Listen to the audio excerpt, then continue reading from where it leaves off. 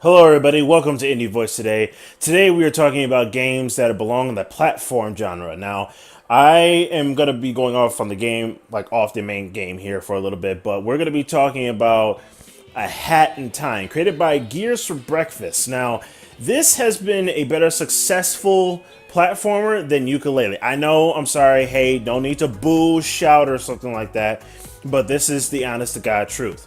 This game has been such a joy for the fact that it reminds me a lot of Banjo-Kazooie and Super Mario Sunshine, that I have to take into the fact that this game has been a lot betterly performed out as a platformer than Ukulele has, because Ukulele has several issues with something that people didn't like, followed by the whole JonTron thing, which it's not going to really be part of this review, so if you have comments like that, please leave it in the description below. But if not, just enjoy, and hopefully you'll like this game a lot like I do. So this game focuses on the main character, which is the alien girl that is flying to going back home, until this mafia dude shows up at her window going, hey, you need to pay this toll. First off, how did he get into space? And lastly, why am I paying a toll on a ship that I own? So apparently she did not want him to come in because he was trying to pry the door open. So instead he breaks through the glass, making her and everything inside the ship fly out of it. That includes all the timepieces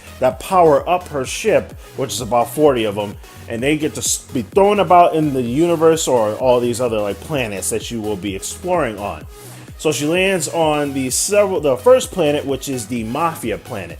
Now, the Mafia Planet is basically like what you expect. It's all Mafia themed. Like, everything has to have some sort of Mafia saying in it. A lot of thugs and a lot of people saying, you owe me some money, followed by everything else like that. Trust me, it's a very weird planet, but it's also pretty interesting. That is when you meet the second co-opable character that you meet along the way, which is this young girl that really hates the mafia. She hasn't really particularly said why she hates the mafia, but literally she goes really graphic into how she wants them to be destroyed and burned to the ground. She does cause a lot of trouble on the way. There are several other planets that you will be venturing to, which are the Bird Studio Planet, which is all movie sets. There is the Strange Dark Woods Planet, which literally has like a Grim Reaper looking guy that literally he will take your soul and say, hey, you want to get out of here? You want to have your soul back? Well, you're going to have to do some things for me that might make you feel like you're doing some bad stuff. There is a pretty creepy part in there that you're going to be hiding a lot from, but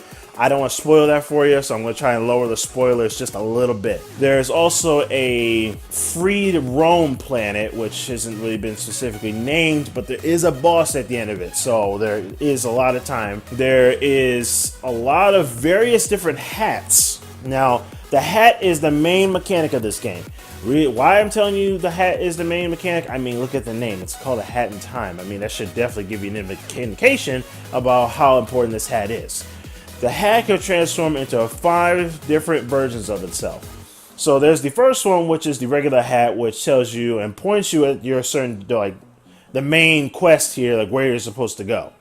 There's also the Badger hat, which brings invisible things like certain boxes that are green and can't be jumped on or anything else like that to actual visible where you can use them. There is the Ice Hat, which is like a Santa Claus type of hat, which turns the main character, the alien girl, into like a frozen ice statue, but also makes a ground pound on the ground, or uses these specific platforms to jump from the next one to the next one. There's the Witch's Hat, which makes these explosive bottles break open boxes that have like a glowing yellow tape on them and stuff like that. There's also the Timestop Hat. Now, I haven't particularly gotten this hat yet because each hat has to be used with yarn. So make sure you collect a lot of yarn to get these particular hats to help you along the quest. Now, along the way, you will get these rent for the quest hats, which are only be able to use for that quest or that area. There is a lot that you can go through in this game. Each different type of world brings a different type of characters, amazing interactions with them, followed by the boss battles. They are a bit difficult. I really don't like it when people keep saying that this is Dark Souls hard. It's really not Dark Souls hard. It's just you have to use some patience when you're going against these bosses, okay?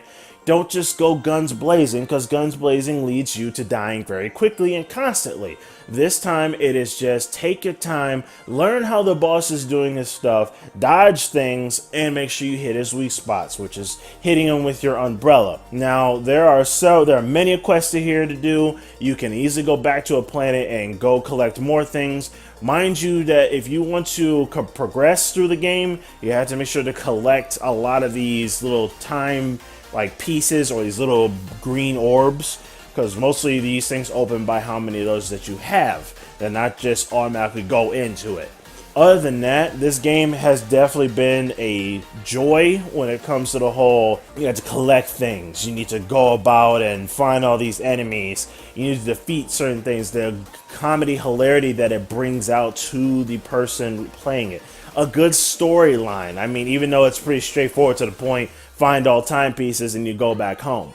But other than that, you meet a lot of strange characters, strange planets and worlds, things that you can free roam and experience. You also have this weird looking shopkeeper guy that looks like he's been glitched out, but he has these badges which also give you abilities, powers, a hook shot, several other things I could tell you, but I don't want to spoil the whole entire experience for you, so I should probably say at the beginning that there are spoilers. But anyway, check out this game. This game is on Steam right now. I believe it's $25 or $20, but I'll put the link in the description for you to check out. I gave this game about a good thumbs up, a good rating for it, which is about like a 8 out of 10 for the fact that it's a great game, great story, a good platformer, and something that's pretty well done.